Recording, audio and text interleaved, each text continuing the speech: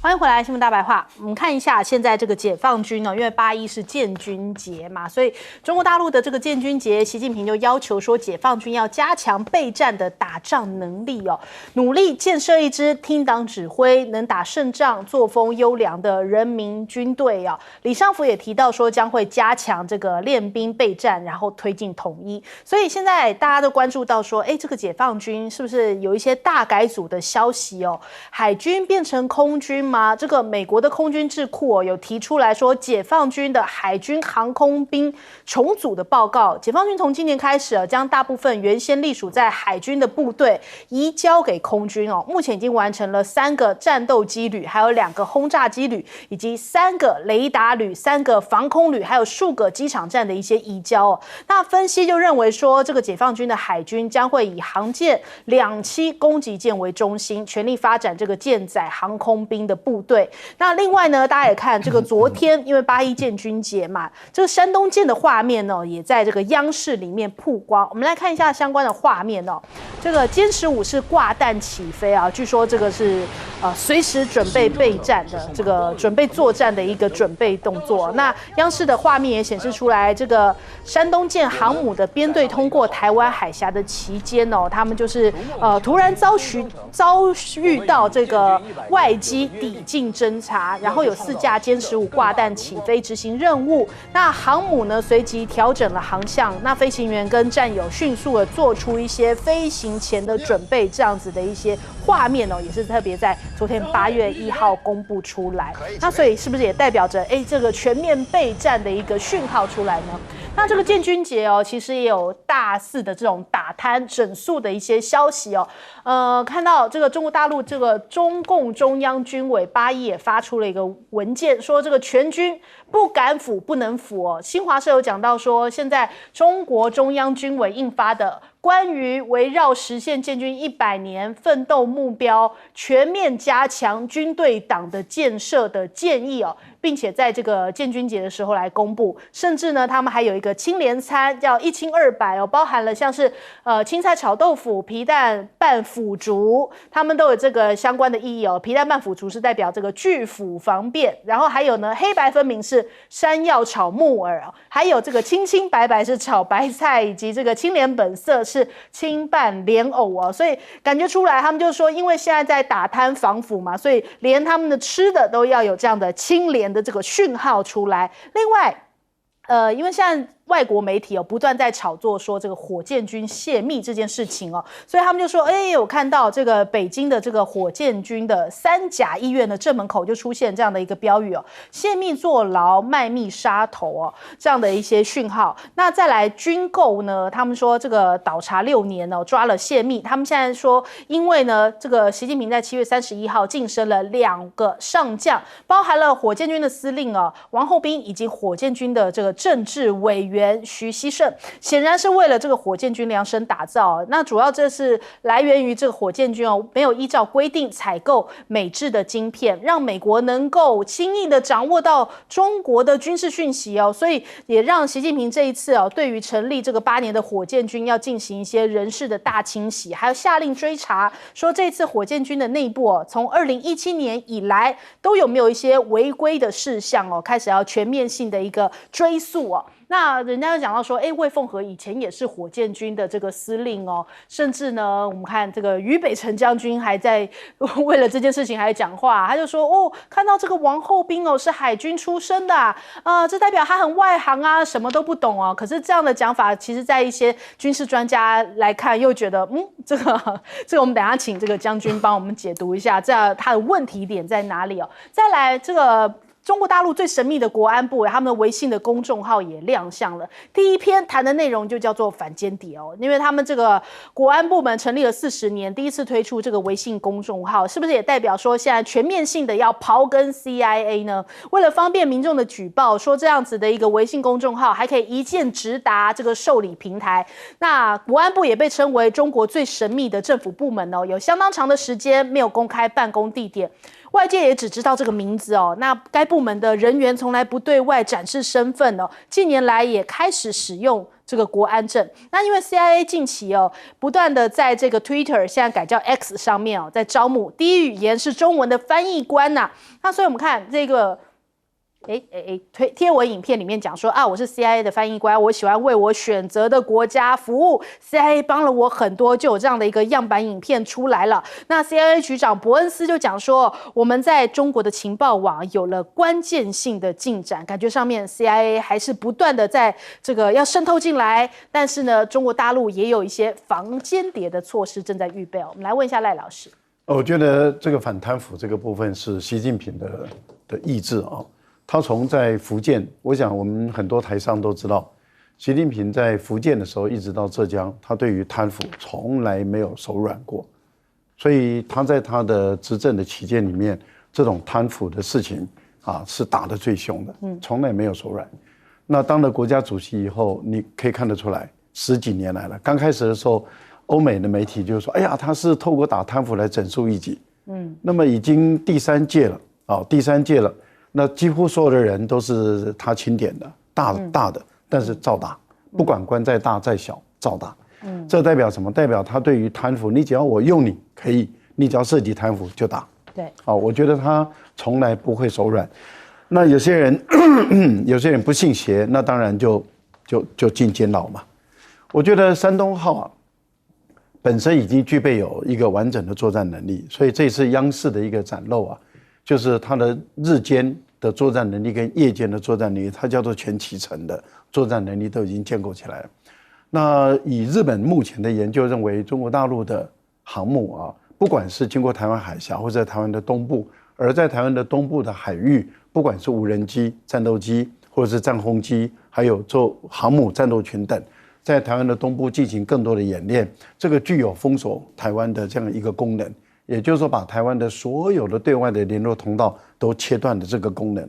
那这样的一个情形下，我们也看到了这个山东号的航母，那么已经也入列服役，这个也是已经形成一个战斗力。这当然对于很多国家，尤其对日本也好，对于美国也好，他们的威胁感当然会更强了。另外，有关于您提到的那个青年餐或者防腐餐那是大陆某一个地方的党校。应该是县级的一个党校搞的这个形式主义，后来被批评得很严重这个也就是说，你真的要贪腐，你就抓到底，而不是在那边搞形式主义。那干脆那个清廉如水主义好了，我们喝开水就是清廉如水这样的这简直是开这个玩笑嘛！搞这个形式主义就是误国误民，贪官污吏，尤其是军人贪官污吏一定要严打。为什么？各位你想？贪官污吏一定贪生怕死，他满脑子一定想着我污了那么多钱，我如果战死了我就没得花，那我一定想办法不能死，那我想办法不能死别人，我自己不要死。那这种军官或者这种高级干部谁敢用国家把这个安全交给这种贪官污吏，那这个还得了我的问题就在于大陆贪官污吏打了不知道已经几十万上百万人，而台湾民进党执政到现在打不了几个人这个实在是让我真的是很生气所有的我们在坊间里面都知道有一堆人索贿，一堆人拿回扣，但是问题就在于民进党执政就静悄悄，检察官也不查，调查局也不查，安安静静，国会也不监督，这奇怪的不行这个明明最贪腐的一个政党，结果呢没有抓半个人，没有抓几个大案子，这简直是不可思议。我觉得美国的 CIA 他又透露了一个讯息，也就是说，我们都知道他讲的意思，也就是说打进去了，打进去呢，一定是打进去那些非常重要的机敏性的机构。那这些人什么叫打进去？就是他们吸收了那些在里面工作的中国大陆人。所以我觉得在这个部分里面，都是要靠专业的反间谍的组织，才能够从内部里面把这些人清出来。杨老师，反贪腐我觉得任何的政府，这个反贪腐都是重中之重。解放军在90年代的时候，其实在90年代初的时候中国大陆这个财政不好，那各个单位都在有一点自求多福，包含解放军，其实都被中央等于是间接这种默认的，你可以去做自己的生意。那很多就做跟军事有关的，很多的跟做军事无关的。1998年啊，我觉得就是当时那个江泽民就把这个解放军的所有的生意要切割，不能做了啊。那不能做之后呢，他当然就加这个军费啊，提升这个整个训练，那个是一个关键啊，那个是个关键。那在之后呢，你看了整个中国大陆随着经济的发展，它的经费的不断的增加，然后呢提升新的武器这样出来。那因此贪腐这个问题当然还是要持续，因为贪腐基本上的历史几乎大概跟人类历史一样，你知道有钱有权，你当然就会贪，这个是人性尤其是又有各种引诱的话，又有家庭又有生命，很多的东西可能是被迫，可能是间谍，可能是引诱，可能是这个情色，所以这些因素都加在一起造成了贪腐。贪腐不是单纯我要 A 多少钱那是很复杂的一个情况。政治学当中还有一个贪腐学啊，在开发中国家，这些国家愿意贪，还表示说他其实是能够处理事情。贪就表示说我对你有承诺，因此呢，我可以快速的处理事情。你过机场，你塞个1块钱小费在这个护照上面，对不对？现在可能有些地方1块钱不够了，那你就很快的你就护照拿回来，这个是太常见的。但是你在中国大陆的这个解放军，如果还是能够发生这样子的贪，那就不得了，那就把整个国家给瓦解掉。那尤其如果像火箭军这个事情，我不知道是真是假，这么说的话，那就是真的不得了。这些都是专业啊，怎么会不知道说这个晶片的使用，那基本上就是完全的这个保防的最重要的关键嘛。那如果说晶片使用还开个小门，开个后门，你基本上就被人家这个植入，或者是说呢有角度去切入。那这样子的一个贪腐背后所牵出来的这个粽子你就难以想象它可能造成的影响跟冲击。所以这次的人事变动，某种程度大概反映出就是对这个贪腐要怎么样去治理的这个决心。杨军，俞北辰如果说军事你不懂，我建议你去，可能离开军队太久了，我建议你去看看这个军事杂志，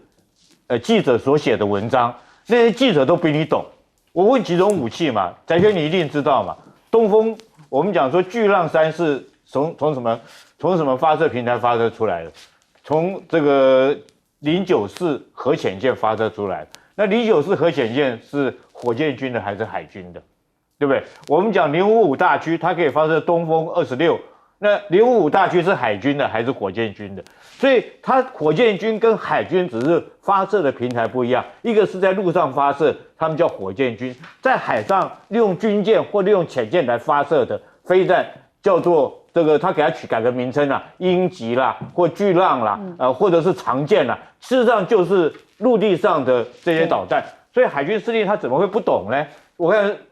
这可能一般的这个军事记者都知道的常识。那俞北辰你怎么可以讲这种话呢？第二个我要讲比较深入一点的话，其实军事训练、军事教育里面来讲，我们都知道，这个陆军官要毕业以后，其实他还不够资格当到一个营长都不够资格，他必须要先进兵科学校。我们讲步兵学校、炮兵学校，你按照各兵科，你进各兵科学校学习这兵科的这项武器或这项兵科的专长技术，之后进陆院、海院、战院。是陆院来讲是学的是陆军里面步炮装攻通这些各兵科的协同作战的技能，然后最后到战院，战院里面那间教室，我们在战院受训，那教室里面没有分陆海空三军，陆海空三军学官都在一起上课，学的是什么？是陆海空三军联合作战，就是各兵科各军种你都要懂，是军种联合作战。那我不晓得俞北辰你有没有进过战院，我不晓得你进过没有。如果说你没进过，我不怪你，但如果你进过的话，你怎么会不知道说海军如果说是到司令，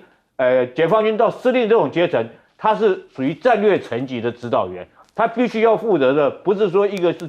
去操作怎么样发射一枚火箭，而是怎么样去建设一个火箭军，怎么样去部署，怎么样去了解敌情，怎么样知道它的威胁来自哪里。这个是司令员要负的责任，而不是就像是你当一个这个铁路局局长，你不见得要会开火车嘛，但是你要知道火车这个铁路局要怎么样来经营。那司令员呢，他的地位就像这样，对，你要懂得说这个火箭军你怎么去部署，你哪一种飞弹是部署在哪边。所以我觉得这次啊，中共这个习近平这一点来讲的话，他确实是内行。他知道这个海军为什么要用海军不用空军陆军，因为海军他懂得导弹，而不是不懂。第二个，他利用这海军来以后，可以彻底的整肃火箭军的贪腐，因为连根拔掉。就像我们台湾来讲也是一样，我们经常可以看到一些新闻，说譬如说，台南的地方上面黑道跟警察局挂钩，那要整肃这个地方的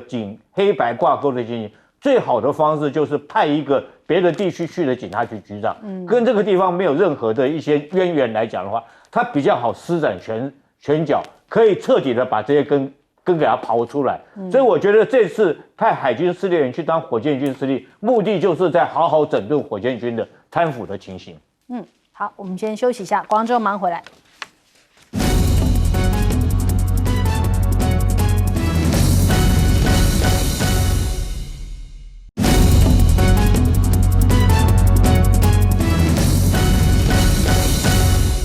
好，美国银行又一家爆雷了哟。我们看，这是今年以来的第5家银行破产哦。它是在美国的心脏地带的3州银行哦，因为这个应资不抵债啊，所以这个堪萨斯州的银行监管机构呢，就在上个月的28号，也就是7月28号啊，低调的勒令关闭这个银行，也成为全美今年第5家倒闭的银行。那平均这样算一算，大概每2个月就会倒一家哦。所以这个堪州的这个官员就讲说，他倒闭的事件这个是非常的突然哦，应该算是一个独立事件吧，就是可能这样讲法也是要让大家安心哦，就是说不会有骨牌效应哦，接二连三的影响，所以他们说是一个独立事件。可是问题就是现在大家对于美国的这个经济情况是越来越没有信心的哦。你看美债哦也是失信这个状况，不断的出手，因为美国的财政很烂，惠誉都出手降评了呀，还呛政府哦，就讲说治理很弱啊。惠誉怎么讲呢？他讲说这个美国的主权信用评级哦，直接从3A 呀 AAA 降到 AA Plus， 他们就调降这个美国的信评哦，也反映说未来的3年这个财政预料都会恶化。那美国整体的债务居高不下情况下，这个日益可能债务会越来越严重，所以也显示出来治理的状况是日渐削弱啊。那当然被降评之后，叶伦强硬发声哦，就说你这个惠誉哦，你太武断了，基于过时的数据哦，现在美国的国债仍然是世界上最安全的流动性资产哦。白宫也说话，他说拜登哦，现在实现了最强劲的经济复苏之际哦，你这样下调美国的评级哦，是对于现实的藐视啊，所以他们都这样子直接对杠起来了。那可是呢？问题就在于，现在美债的 ETF 已经应声下跌了。还记得前阵子我们台湾好多这种什么经济方面的报纸都一直鼓吹说台湾现在应该要民众赶快去买 ETF， 哇，变韭菜了，因为现在已经开始巨量的下跌了。那我们看到大陆的学者在讲说，现在全球至少有121个国家正在抛售美债，这真的是个警讯哦。所以大家还是要小心为妙啊，不能说只看到一些财经的报道就赶快上车了。再来，我们看一下人民币的强势猛攻。现在阿根廷的经济部长就讲说，因为现在可以用人民币偿还 IMF 的债务，所以特别感谢中国政府像现在这个中国央行存入了阿根廷的这个披索来换人民币，所以现在就可以不动用美元储备之下来向 IMF 来还款。那所以大家就在预估这个人民币现在的强势可能在2035年就可以跟欧元这个并肩，就是并驾齐驱但是追美元的话，恐怕要看一个指标，这是中国大陆的经济学者吴小球所讲的，人民币如果跟这个欧元并肩的话，会形成国际货币体系当中新的一级至于比肩这个美元，可能要看人民币的债券在国际上面的实际表现。那现在也传出来，大陆也要求部分的银行现在要减少或是推迟买美元来缓解人民币的压力哦。这个消息是谁放出来呢？好像是美国就特别要放这个消息，因为看到你人民币很强势哦，赶快放一个就是不利人民币的消息来做平衡嘛。你看消息人士讲说，因为中国的监管机构强调银行应该要暂停这个自营交易账户之下购买美元，这是一个非正式的指示哦，就是因为人民币现在贬值很严重啊，真有这件事情吗？明明人民币是很强势哦，为什么消息人士看到的是不同的面向呢？那另外我们看看，现在美国其实最着急的就是要赶快跟中国大陆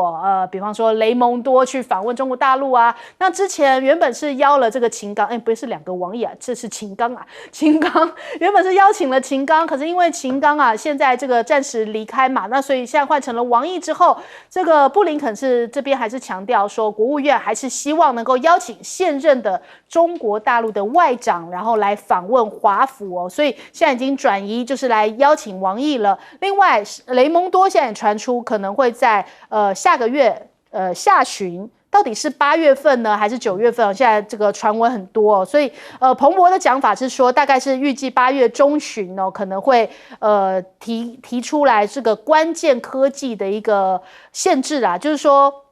限制美国的关键科技领域不能够去中国大陆投资。那这是不是跟雷蒙多的这个访华也有一些相关之处呢？制造一些谈判的空间哦。那知情人士讲说，因为雷蒙多对于不确定此行能否为美国企业争取到什么样正面的成果，所以目前还是有些质疑。那我们另外看北约峰会跟白宫的高层访问中国大陆所以美国是不是在玩一个抗中又友中这种两手策略呢？军事上想要抗中，可是经济上又很想要拜托中国大陆多买点债务吗？我们来问一下杨老师。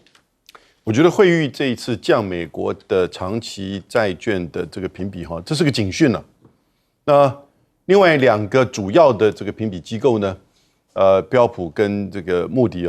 我觉得可能会接下来也会相关的动作跟进嘛？为什么呢？我们看确实的数据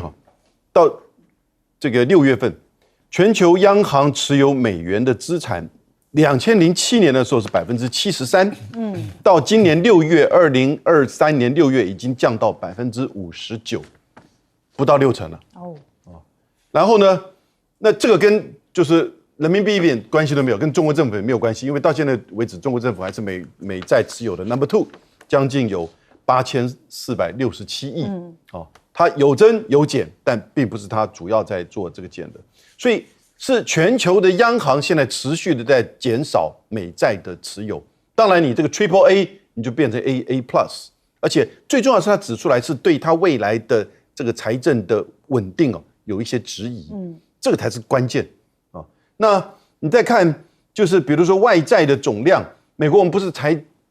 这个经历过美国这个提高它的外债上限吗？它整个外债已经达到它 GDP 116%，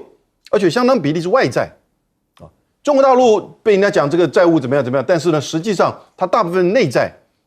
可是呢只有 74.8%，排名的话，如果照全球排起来，第17名。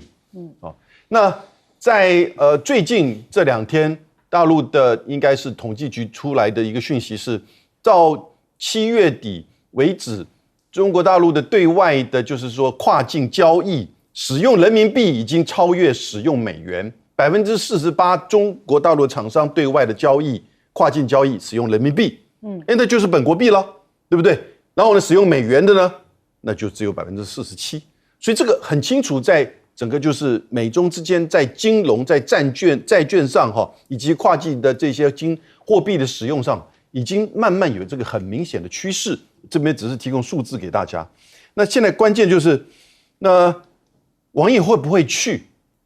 我觉得美国你至少要先把李家超能不能够去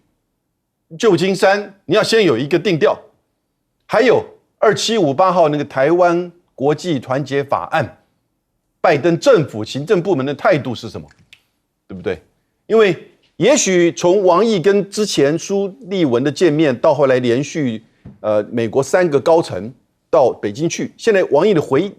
访是为了习拜会，可是习拜会举办就是要这2个问题啊，你这样问题如果没有一个态度出来，我觉得王毅前往也是枉然啊。好，来问赖老师。一个国家的货币如果这个不好用、不可靠或者不稳定我想大部分的国家都不会想持有你的货币。那如果你符合了这些条件，那很多国家可能就会想，我可以拥有你的货币那目前的情况就是美国的货币它会慢慢的缓下来，但是不会骤降，但是它会一直在越来越少、越来越少、越来越少，那是很漫长的一个过程。为什么？因为它还是好用，那它的可靠性已经让大家开始有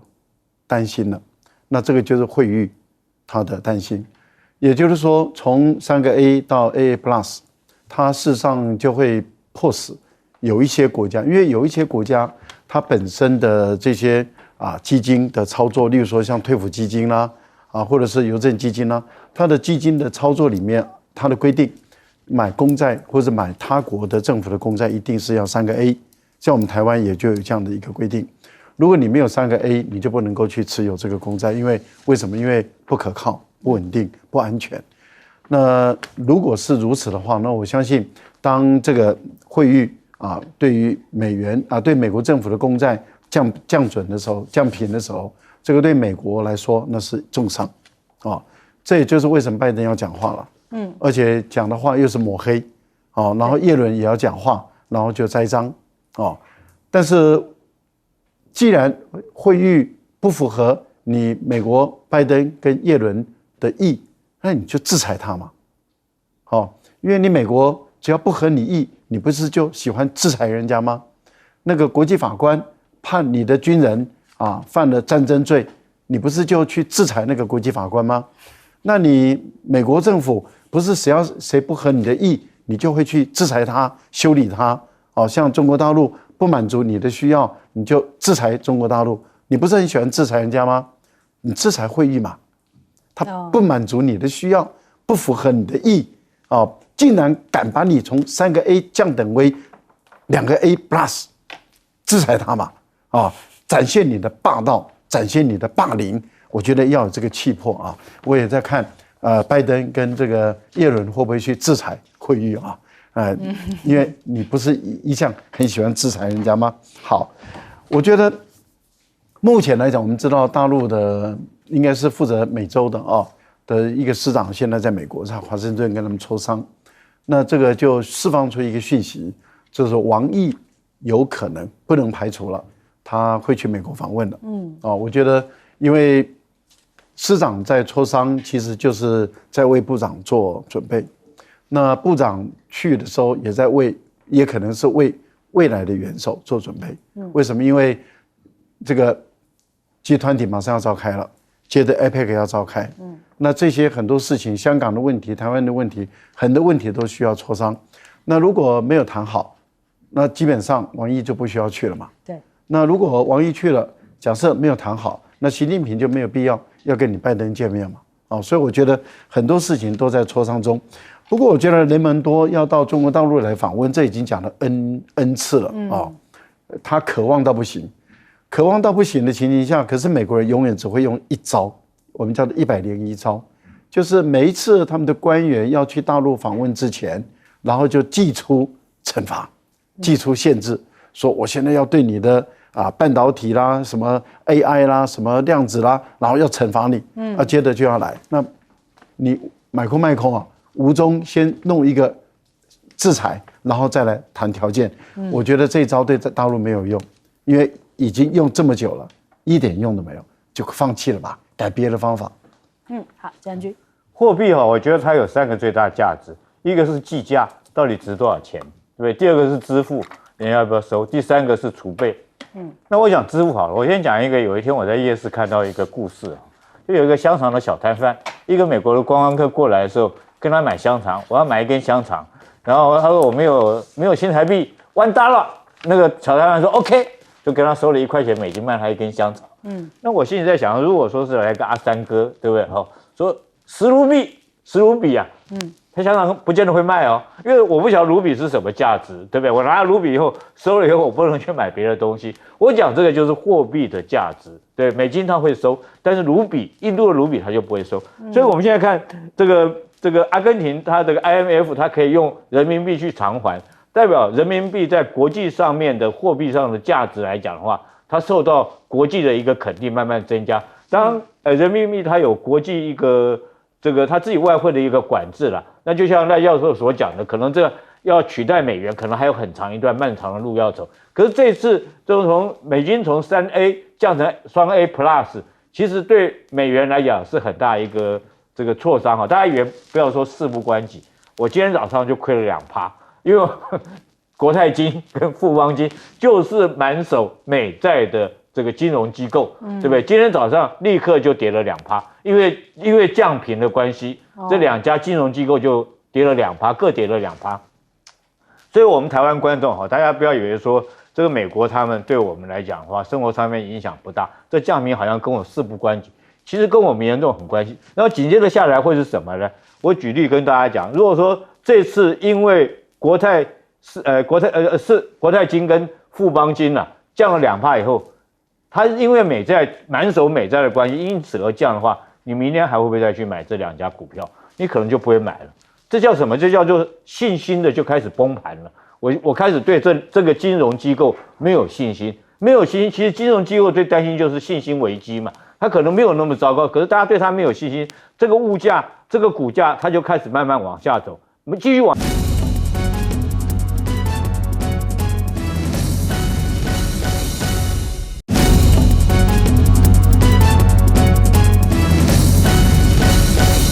今天关注到各大报的头版，除了自由时报之外都有讲到说这个台积电现在好像跟美国的事情闹得有一点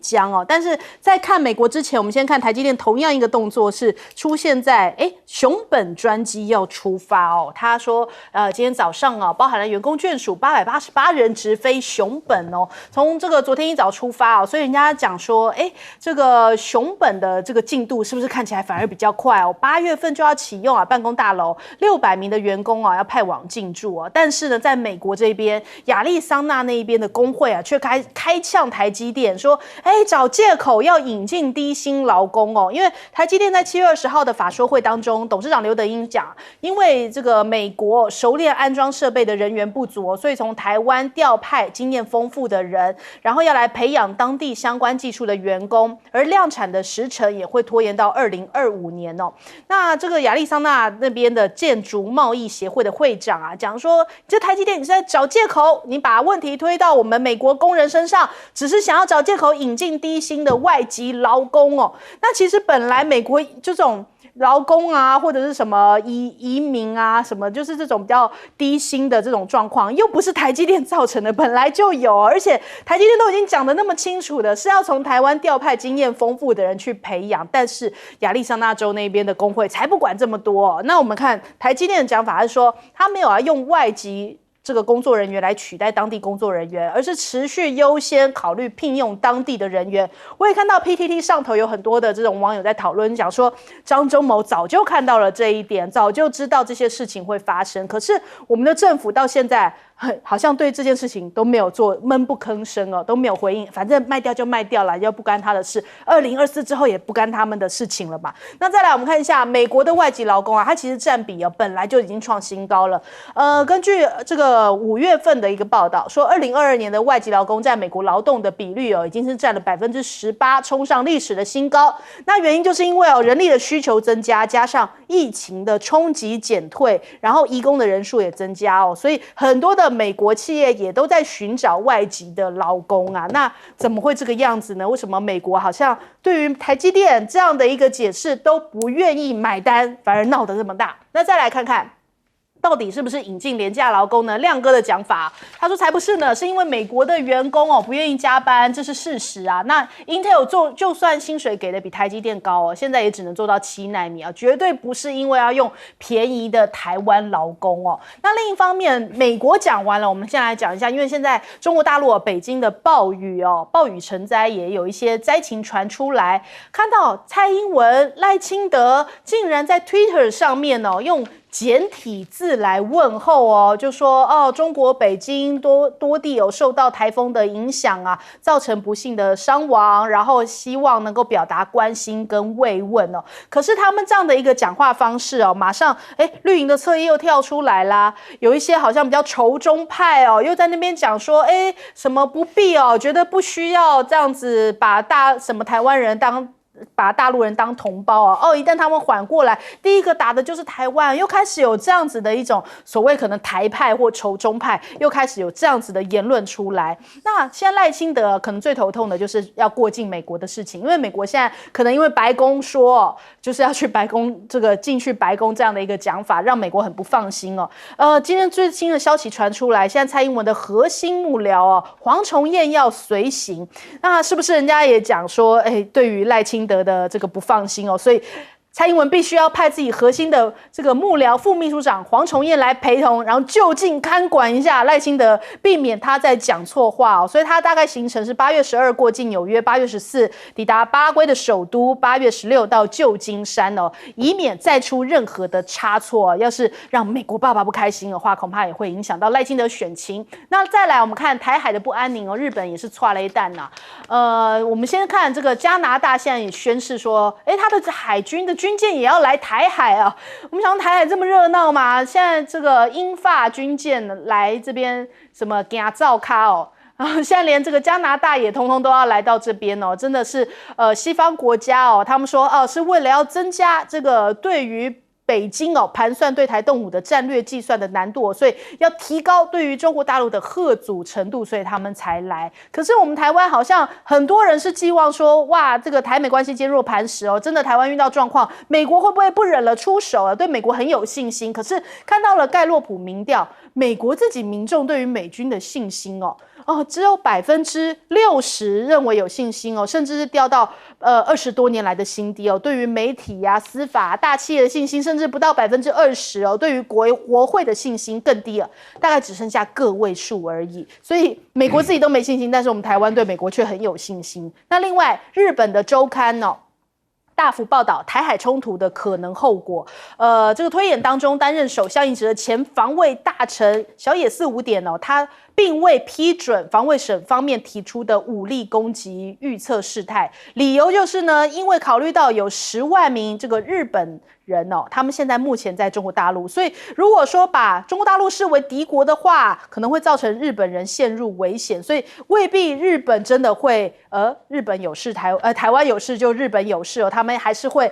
考量到他们现在还有很多的国民在这个中国大陆。那日本的媒体讲说，解放军对台的这个军演现在从东南转向东侧就是我们之前有看到的，从东边这一边来演习，是不是也阻断了一些外援？那所以裴洛西访台之前其实解放军的军舰军机这个范围大概都是在台湾的西南方为主但是现在可能要改为从东侧来封锁台湾了嘛。那我们首先来问一下杨老师。我觉得在 Arizona 的这个工会提出来的这样子的一个诉求，加上今天888位台积电员工加眷属去熊本，其实这个刚好一个对比，就不是所谓的便宜劳工，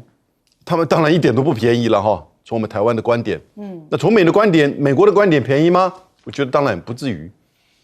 重点是台湾制程能力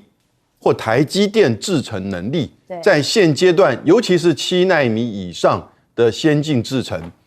那就算是现在的英特尔的员工都做不到嘛，没有这个团队，那再加上博士加班能力，也就叫儒家文化能力了，愿意为工作，然后为团队，为这个整个计划，然后呢加班，一个博士愿意投入在这个制程当中，这样子的一个过程，其实这真的是台湾经验了，那也是台积电所创造出来的。但是呢，在 Arizona， 在日本呢，我觉得短期你还看不到。但是呢，工会这个因素我觉得会持续因为千万不要小看美国的工会，它对于台湾这边大笔的这样子大举的工会就是人员过来，那我必须要讲，这些人员签几年，3年、5年不太会那么长。那他之后呢，会不会转职？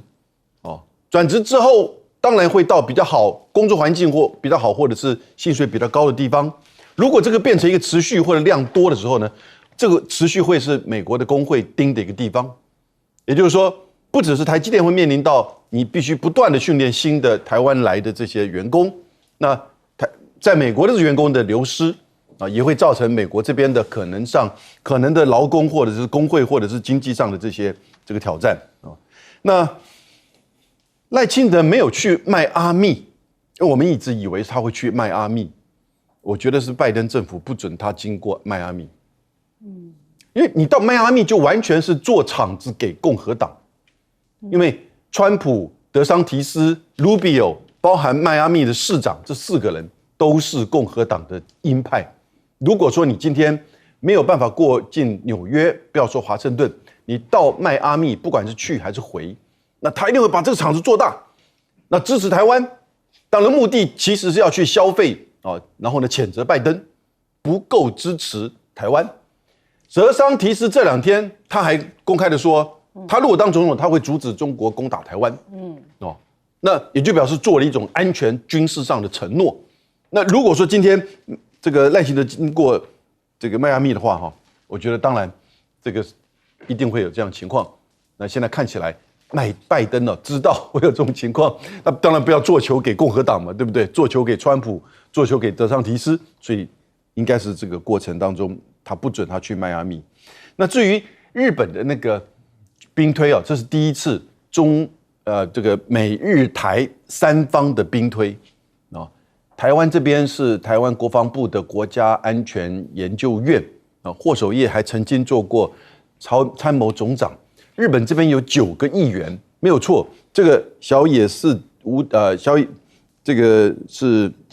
典他曾经做过防卫大臣。他在这个兵推里面扮演的是首相的角色，另外有一个议员扮演的防卫大臣，他是在日本已经遭受到解放军针对日本在冲绳的通讯跟飞弹基地遭受到攻击之后，还延迟犹豫，然后询问美国，美国说需要几天的考虑，最后才决策由日本这边回击。各位，这些一切的过程，你要知道这是个兵推解放军会为什么去打日本？就算是对台使用武力，他为什么去打日本？因为钓鱼台问题吗？因为美军基地问题吗？这些一切都是美国、日本的这些智库这些单位在做兵推的时候一个似乎一定既定的假设，一定会这么做。但是你就知道这个东西其实不一定是照这样子推论。所以任何的兵推，他都会把政治的考量、经济的代价，甚至这里面没有考虑到核武的战略、核主的因素。他都跳过，然后呢进行到这些兵推。当然从他比较有利的这个角度，即使如此，小野寺五典其实不只是因为在中国大陆这是媒体所写的一个理由，我觉得关键其实还是在于他对于可能会提升，如果回击的话可能会提升的这些战争的这个冲击他会非常的犹豫。但是呢，这是这一次就是日本的防卫白皮书当中已经慢慢往前推的一项。好，赖老师，台积电不是小公司它也不是一个没有资本的公司，也不是一个没有人才的公司，它更不是一个没有国际经验的一个公司。它的公司的负责人不管是从过去到现在，几乎都是从美国过来的，所以他们对美国的文化应该是熟悉到不行了。还有谁比他们更内行呢？那难道这样的一个大的公司要投资几百亿美元到美国去，他们都评估不出来说美国的这些工会，特别是建筑工会，在兴建的过程中，他们的态度、政策、原则、立场是什么？难道评估不出来吗？难道算不出来吗？如果都没有算出来的话，那这代表什么？这代表他们公司的高层严重失职，就是这么简单。也就是说，你早就应该算出美国的这个州、这个地区，他们的企业文化，他们的本身的建筑工会，那也就是它的施工的程度进展多少多快，你应该都很清楚。因为这次强烈反弹的是建筑工会，建筑工会也就是说你正在还在兴建中的这些新的厂区还在兴建，那在这个兴建的时候，你觉得速度太慢了？你觉得速度太慢了？难道你之前评估不出来吗？你在安装设备的时候，你觉得他们安装的速度太慢了？难道你评估不出来吗？如果你都评估不出来，这是什么样的一个国际间的有竞争力的公司嘛？我觉得这个简直让我来讲匪夷所思啊！还有什么好埋怨的？埋怨就代表你失职，埋怨就代表你对于你投资的这个地方你一无所知，或是掌握了解的不够深，你还好意思对你的股东会议来谈说，哎呀，我们这个施工进度落后啊，因为当地怎么样啊，因为工会怎么样？你对美国不了解吗？你比我了解100倍吧？但是怎么会犯这么严重的错误呢？当初就不应该迁厂，就不应该迁厂，结果你把厂迁出去了。我们现在更担心的就是你把台湾最先进的制程的技术也迁出去。如果你把5奈米的、3奈米的、2奈米的迁出去，那我们怎么办？我觉得这个部分里面还是要想清楚。赖清德也好，或者是蔡英文也好，要做好人就做到底。怎么说做好人做到底？你在推特上你要慰问大陆那边，你就写大陆地区嘛。按照我们中华民国宪法的规定，按照法律的规定，按照你的执掌的规定，你就应该写大陆地区嘛。你怎么写一个中国呢？我觉得这个简直是莫名其妙。要做好人就做全套，不要做一半。做一半，人家就会觉得你不安好心。这很简单啊，我觉得是一个。另外，我觉得加拿大啦等这些国家的军舰啊，说到台湾海峡来，就会嚇阻中国大陆，这简直是玩笑话。加拿大海军算什么？澳大利亚的海军算什么？坦白说，英国自己都说，中国大陆新造的军舰就是整个英国海军的总和。那英国的海军都不算一个咖了。坦白说，加拿大跟澳大利亚的海军在台湾海峡走来走去，就代表你能够嚇阻中国大陆吗？不要欺骗，也不要开这些军事专家的玩笑了。好，将军，我今天早上特别打电话给在台积电亚利桑那厂建厂的这些工程师哦，我请教到底为什么发生这种事情，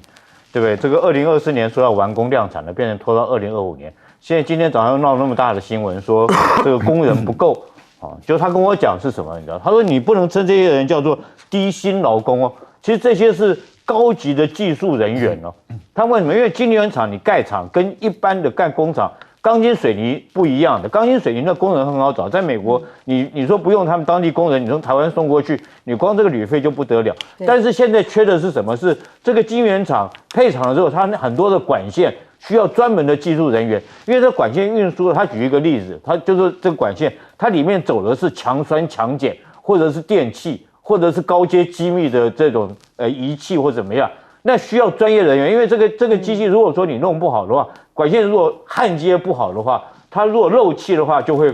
气漏出来，很可能严重的话就会自燃或甚至于爆炸。所以你必须要有这种专业工人。那美国自己有没有这种专业的焊工呢？没有。为什么没有？我说美国这么进步国家为什么会没有呢？我请教他，他说因为美国对5-6年才盖一个晶圆厂，台湾1年盖2个，所以台湾这种工人、这种技术人员很多都会有。然后不但有，而且他们就要经过考试，要经过证照合格，才可以去做这种焊接的工作。他举一个光管线来讲，我们就可以看得出来，说为什么？那你现在美国这些劳工工会啊，根本就是在好吃懒做。之所以美国工会啊，他们这个技术工缺到什么程度，我讲不算，对不对？这美国前国防部长艾培斯在他的一触即发，艾斯培尔在他一触即发上面，他第165页他讲的。美国光一个杜鲁门号航空母舰，就因为电力系统，它在船上没有办法修，它必须要靠港修3个月。由此我们可以以这个从这件小事我们就看出来，其实美国基础的这种劳动力来讲的话，专业的技术人员来讲是极度的缺乏。好，我们先休息一下，广州马上回来。